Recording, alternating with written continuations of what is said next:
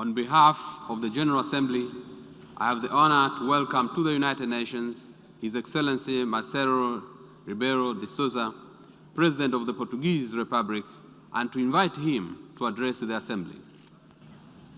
Senhor representante do Presidente Abdullah Shaheed, Senhor Secretário-Geral António Guterres, Excelências, para o Senhor Presidente Abdullah Shaheed vai a minha saudação e o total apoio às suas prioridades: recuperar da pandemia de forma sustentável, ter em conta os direitos humanos, revitalizar as organizações multilaterais como as Nações Unidas.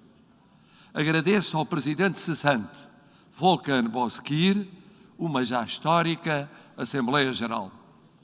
Senhor Secretário-Geral, como aqui disse em junho, felicito pelo exemplar primeiro mandato. Agradeço à Assembleia Geral a confiança depositada na pessoa certa, no momento certo. Apoio integralmente o apelo ao cessar-fogo global, o processo de reforma das Nações Unidas, a Call to Action for Human Rights. Tal como apoio as prioridades escolhidas numas Nações Unidas 2.0, numa agenda centrada nas pessoas, respondendo à pandemia, alcançando a paz e a segurança internacionais, galvanizando a ação climática, atingindo os objetivos do desenvolvimento sustentável nesta década de ação, assegurando a centralidade dos direitos humanos, promovendo a igualdade de género e equacionando os desafios da transformação digital. Excelências, a pandemia, a crise económica e social dela emergente, a recente evolução no Afeganistão recordam-nos evidências que não podemos nem devemos esquecer. Primeira evidência: o mundo é multipolar. Nenhum polo, nenhuma potência, por poderosa que seja, tem condições para enfrentar sozinha ou com alguns parceiros apenas alterações climáticas, pandemias, crises económicas e sociais, terrorismo, desinformação e ainda promover movimentos de população ordenados e seguros, proteção dos mais vulneráveis e os direitos humanos. Segunda evidência: a governação de um mundo multipolar exige compromisso e concertação entre as nações, isto é, multilateralismo.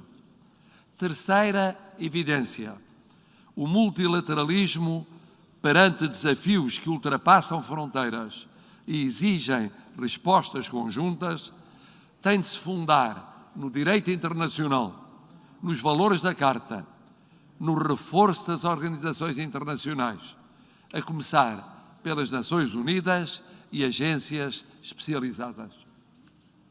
Quarta evidência: sempre que hesitamos quanto ao multilateralismo, sempre que pomos em dúvida o direito internacional e as organizações internacionais, falhamos.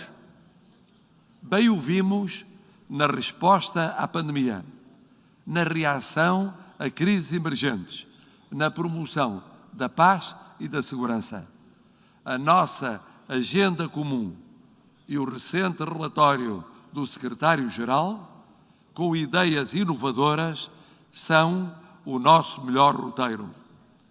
Quinta evidência: importa ampliar, aprofundar e acelerar as reformas nas Nações Unidas, na gestão, na paz e segurança, no sistema de desenvolvimento.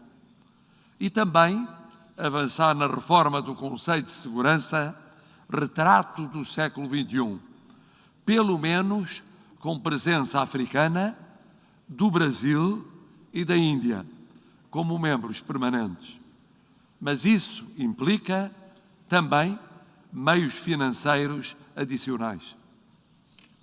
é que afirmar o papel das Nações Unidas, mas resistir às reformas, negar recursos, significa, na prática, enfraquecer o multilateralismo e criar situações de crise com prejuízo para todos. Excelências, Portugal esteve sempre, estará sempre do lado dos consensos que resolvam as crises.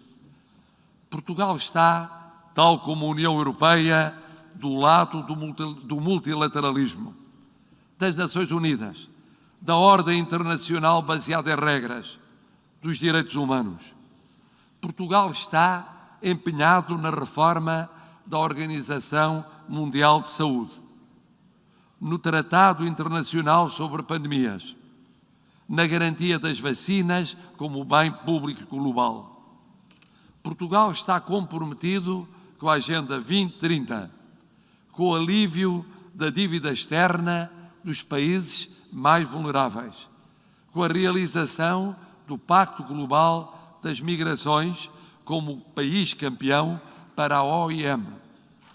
Portugal organiza com o Quênia, em 2022, em Lisboa, a segunda Conferência dos Oceanos das Nações Unidas, dimensão essencial da ação climática. Portugal apoia o reconhecimento do direito ao ambiente saudável. Portugal participa em operações de paz. Portugal defende o diálogo Europa-África e a ação internacional para estabilizar o Sahel, a segurança marítima no Golfo da Guiné e a cooperação com Moçambique na luta contra o terrorismo. Portugal não altera o seu rumo. Demonstrou na presidência do Conselho da União Europeia, na participação na Comunidade de Países de Língua Portuguesa, que celebra 25 anos de vida, na projeção do português a caminho de 300 milhões de falantes. Demonstrou também na corajosa iniciativa do presidente Jorge Sampaio, que nos deixou há dias, da plataforma de acolhimento aos estudantes sírios, alargada depois a refugiados afegãos. Excelências, nós não mudamos de princípios e manteremos também o mesmo rumo no caso de nos darem a vossa confiança para um mandato no Conselho de Segurança daqui a 5 anos. Consideramos que as grandes questões do nosso tempo, o clima, a pandemia, as crises económicas e sociais, as guerras, as inseguranças, as migrações, os refugiados, só demonstram que o isolacionismo, o protecionismo, o unilateralismo, a intolerância, o populismo e a xenofobia inevitavelmente conduzem a becos sem saída. A mensagem do secretário-geral de hoje é clara, é lúcida e é virada para o futuro. É mais do que um apelo aos Estados, é um apelo a todos os cidadãos do mundo. Não é só no clima que não existe planeta B, é em tudo. Ou todos nós, em todo o mundo, disso temos consciência, ou os governantes serão tentados a fazerem discursos, por um lado, a prometer multilateralismo e a esquecê-lo, a adiá-lo, a paralisá-lo, a perderem tempo. 20 anos depois do 11 de setembro, 6 anos depois do Acordo de Paris, 1 ano e meio depois do começo da pandemia, precisamos, mais do que nunca, de um multilateralismo efetivo, não nos discursos, nas ações. Não há mesmo mais tempo a perder.